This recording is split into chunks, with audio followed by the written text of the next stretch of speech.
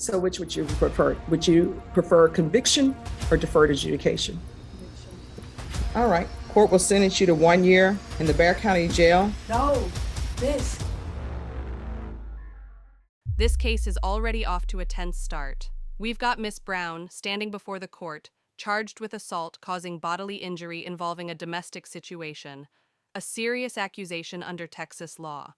What's interesting here is how the judge immediately dives into procedural details, discovery, plea bargains, rights to a jury trial, but Miss Brown seems a bit confused. That confusion might look small now, but pay attention. Misunderstanding your rights in a plea hearing can have major consequences, and as we'll see later, it absolutely does. Stick around. The twist that's coming in this courtroom will leave you stunned. And are you Miss Brown? Yes. Counsel, have you received all the discovery in this case and did you review it with your client? Yes, Your Honor. Court will find that the state is in compliance with discovery. Ms. Brown, I'm showing you what's entitled application for community supervision. Did you review that with your attorney? Did you understand it and did you sign it? Did you understand that the state is proceeding on the lesser included offense of assault, bodily injury, married cohabitation as a Class A misdemeanor? The range of punishment is up to 1 year in jail and up to a $4,000 fine. Did you understand? Did you understand you have a right to jury trial, a right for you or your attorney to cross-examine and confront any witnesses the state would call in the right to remain silent? I did not understand that one. All right, you don't understand you have a right to jury trial? I mean, I heard it, but I didn't hear it. All right, so do you need to speak to your attorney? No, can you please repeat the question? Do you understand you have a right to jury trial? Yes, I don't. All right. Do you understand that you have a right to have your attorney cross-examine or question any witnesses the state would call? Yes, ma'am.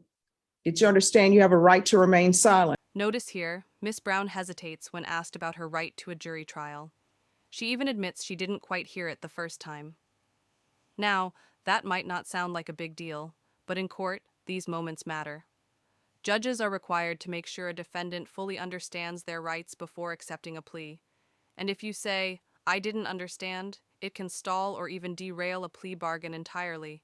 What do you think? Is the judge being patient here, or should Miss Brown's lawyer be stepping in more actively? Let me know in the comments how you see this exchange. Silent. Yes, ma'am. Did you understand by entering this plea bargain agreement, you're giving up your right to a jury trial? Yes, ma'am. Did you understand by entering this plea bargain agreement, you're giving up your right to have your attorney question or cross-examine witnesses? Yes, ma'am. Did you understand by entering this plea, you're giving up your right to remain silent? Yes. And did you intend to do that and enter into a plea bargain agreement today? Yes, ma'am. Court will find that defendant has knowingly and voluntarily waived her right to jury trial, showing you the plea bargain page. Did you review that page with your attorney? Did you understand it? Yes. According to the plea bargain agreement, punishment is to be assessed at 1 year in the Bexar County Jail. State recommends community supervision. There's an affirmative finding of family violence. I'm going to need you all to be quiet in the box, please. There's an affirmative finding of family violence. There's to be no harmful or injurious contact with Tegui, Tegui, Bizu, Biezou. Did you understand with an affirmative finding of family violence, you're not allowed to own or possess any weapons or ammunition? That's forever? You're not allowed to own or possess any weapons or ammunition. Do you understand that? I mean, yeah, but I can never for protection have. You need to speak to your attorney about that. But with an Okay. affirmative finding of family violence, you're not allowed to own or possess any weapons or ammunition. Okay. Here's where things get real. The judge tells Miss Brown that because of a family violence finding, she can never legally own or possess a gun or ammunition again. That's a lifetime ban, not temporary. Many defendants don't realize that a family violence plea, even a misdemeanor, permanently strips away that right under federal law. And when Miss Brown reacts, saying she can't even have a weapon for protection, you can feel the weight hit her. This is where legal reality collides with personal shock. Would you have taken that plea knowing it meant that? Do you understand? Yes, ma'am. And with an affirmative finding of family violence, you're not allowed to be designated as primary custodial parent. Did you understand that?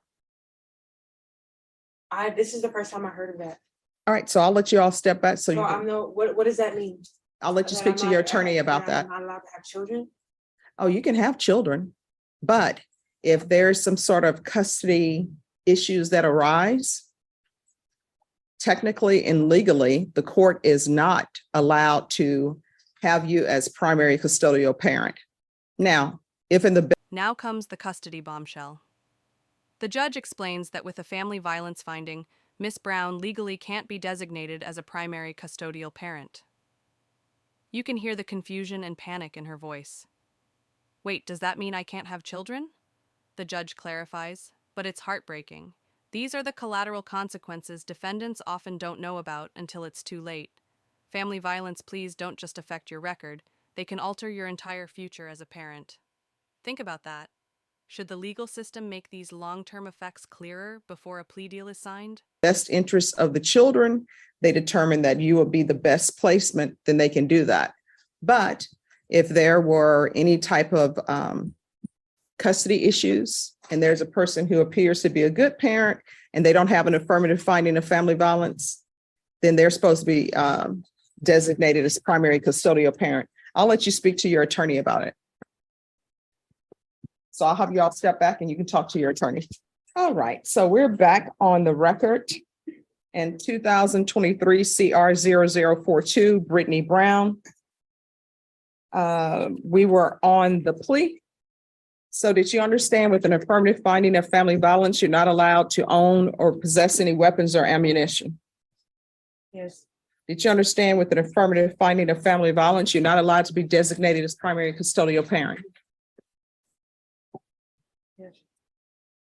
Did you understand that to be the entirety of the plea bargain agreement?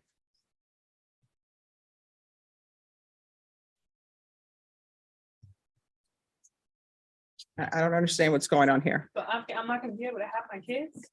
I'm not your attorney. So the only thing my job is to make you understand what the plea bargain agreement is. I've explained to you with regards to the meaning of an affirmative finding of family violence, and I always give people those instructions so they will know, because many times when people enter pleas on the criminal sides, they have an impact civilly and in other ways. So with all of these family violence cases, when there's an affirmative finding of family violence, there are certain collateral consequences. One of those is you can't have a weapon. You can't possess ammunition. That's how it is in Texas. I can't tell you how it is in other states. But you can't have weapons, you can't have ammunition, and you can't be designated as primary custodial parent.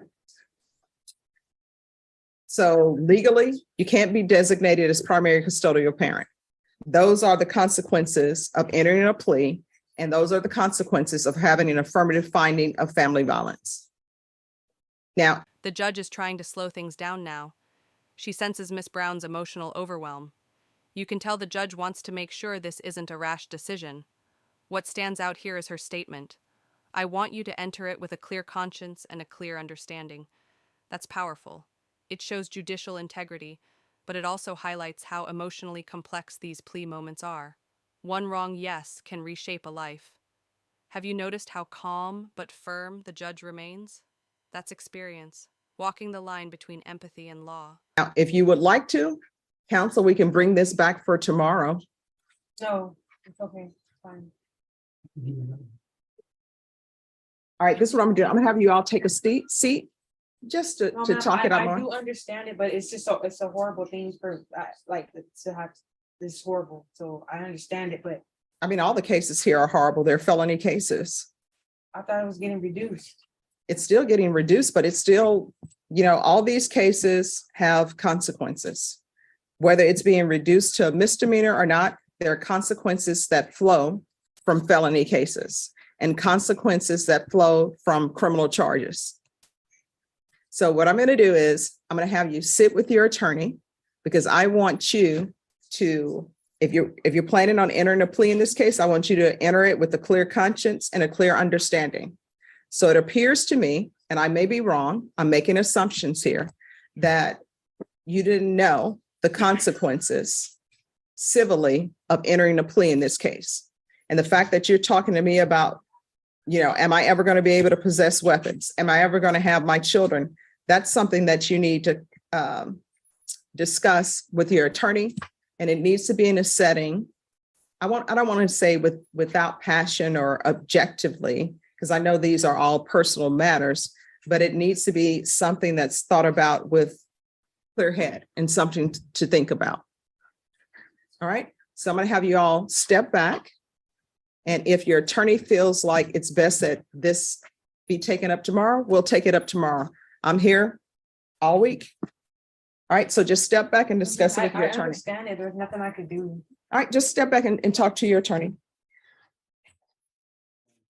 All right, we're going to go back on the record in 2023 CR 0042, State of Texas versus Brittany Brown.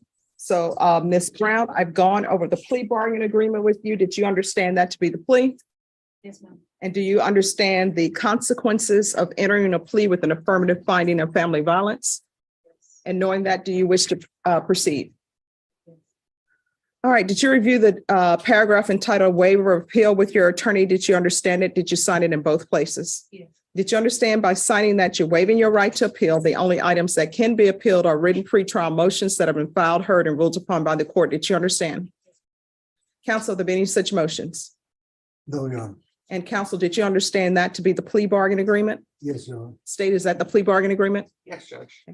Outside the agreement, the state is requesting that your deferred adjudication be for a term of 2 years. There be 100 hours of community service restitution, the BIPP, a TAP evaluation, and follow all recommendations from the TAP evaluation.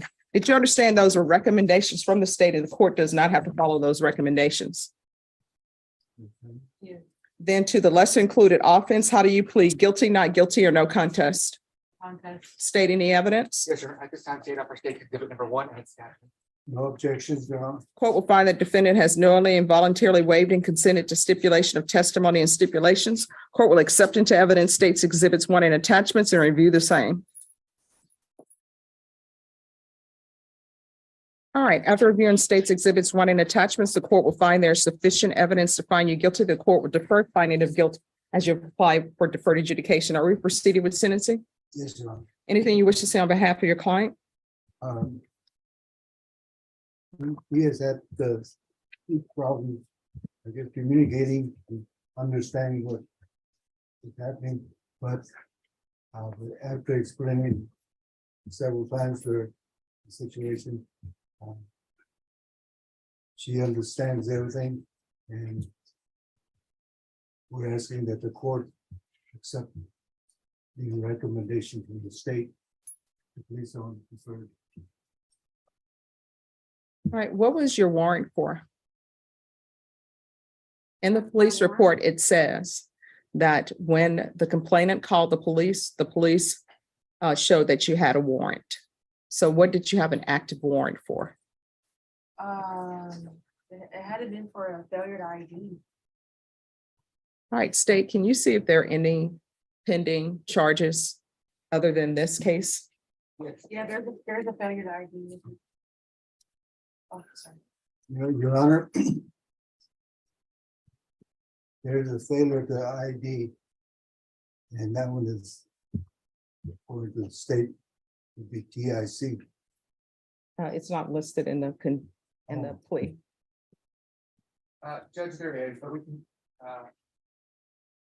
I can tender a dismissal. I think you just give me a couple months to fill out a dismissal. All right, thank you. All right, are you employed? At the moment, no, I'm not. How do you support yourself? I'm living with family right now. What family is this? My mom. All right, and Child Protective Services were called. Is Child Protective Services involved? Yes. All right, this is what the court is going to do. 2 years deferred adjudication. There's an affirmative finding of family violence. Well, let me strike that. The state is requesting that actually you have a conviction. What the court can do is you can have a conviction. That's what you bargained for, or either I can give her deferred adjudication. Leave it was for deferred adjudication in behalf of. All right, if the court were to give you deferred adjudication, if anything were to happen and your probation were revoked, you could end up with potentially 1 year in the Bexar County Jail. what the state has offered you. If you were to not do well, you could still end up with 1 year in the Bexar County Jail. So which would you prefer? Would you prefer conviction or deferred adjudication? Conviction. All right, court will sentence you to 1 year in the Bexar County Jail. No, miss. You said a conviction. Oh, I thought, okay, I'm sorry. Oh my God, no. No. So are you I thought asking, you meant like on the record. are you asking for deferred? Yes, ma'am. All right, with the deferred adjudication, the court could sentence you to up to 1 year in the Bexar County Jail if you are unsuccessful. Do you understand? This is the moment everything flips. Miss Brown mistakenly says she prefers a conviction over deferred adjudication, and you can hear the shock when she realizes what she's just agreed to. That "oh my God" is raw and real. Deferred adjudication would have allowed her a chance to avoid a final conviction if she completed probation. A conviction? That's permanent. This is exactly why judges double-check every statement on record. What do you think? Was that just a misunderstanding? Or was the pressure of the courtroom too much for her to think straight? Yes. And up to a $4,000 fine. Do you understand? Yes, ma'am. And are you requesting that the court give you deferred adjudication? Yes. All right. Court will sentence you to 2 years deferred adjudication. There's an affirmative finding of family violence. There's to be no contact with Tagai Buzu. If there is some kind of child custody arrangements that need to be made, you'll need to make those through a third party. If you wish to have contact with him, he'll have to come in to court, and I'd have to hear some evidence with regards to that. There's to be 100 hours of community service restitution. 40 of those hours will be waived if you provide proof of the COVID vaccination. Court is not requiring you to get the COVID vaccination, but if you do, 40 of those hours will be waived. I'm going to request parenting classes. CPS should give you parenting classes. CPS compliance. Probation, if CPS is giving her parenting classes, then she can, then the court will accept parenting classes from CPS for her. There's to be the BIPP course, TAP evaluation, and whatever the TAP comes back with, we'll start with supportive outpatient treatment. And again, if CPS is giving her alcohol treatment or drug treatment, then CPS can do that, and that'll be acceptable. Regular UAs, I'm going to want field visits at least 1 time per month until further notice. Regular reporting. The sentencing wraps up, and the conditions are intense. 2 years deferred adjudication, 100 hours of community service, parenting classes, no contact with the victim, and strict CPS compliance. Notice how structured this is. The court is not just punishing, it's rehabilitating. Still, that permanent family violence finding lingers. It means no guns, no custody preference, and a mark that follows her for life. The takeaway? Plea deals might seem lighter than trials, but they come with invisible chains. Would you risk those lifelong consequences to avoid jail time? In person or by Zoom. Proof of employment within 15 days. There's to be no employment as a home health care provider or with minors. Probation, is there anything else she needs? Is there anything else you need from the court in order to be successful? Anything else you need, Ms. Brown? I can't understand that. You said, what did you say about minors? You're not to have any employment. Oh, like a daycare? Okay. Yes. And you to follow all CPS compliance rules. Did you review this document with your attorney entitled Trial Court Certification of Defendant's Rights to Appeal? Did you understand it, and did you sign it? Did you review that document with your attorney? I'm sorry. All right, because this is a plea bargain agreement, because I followed your plea bargain agreement, and because you waive your right to appeal, you do not have the court's permission to appeal. Because this is an affirmative finding of family violence, you're not allowed to own or possess any weapons or ammunition. If you have a question over what a weapon or ammunition is, you'll need to speak to an attorney. Do you understand? So let's break this down. Miss Brown pleaded guilty to assault causing bodily injury, reduced to a misdemeanor, but with a family violence designation. She avoided jail through deferred adjudication, meaning if she completes probation successfully, she won't have a conviction on her record. But the catch? That affirmative finding stays with her forever. No weapons, no custody rights, and major life limitations. This case perfectly shows how plea bargains can carry hidden weight. If you found this courtroom breakdown as shocking as we did, make sure to hit that like button, share your thoughts in the comments, and subscribe for more jaw-dropping legal moments from real courtrooms.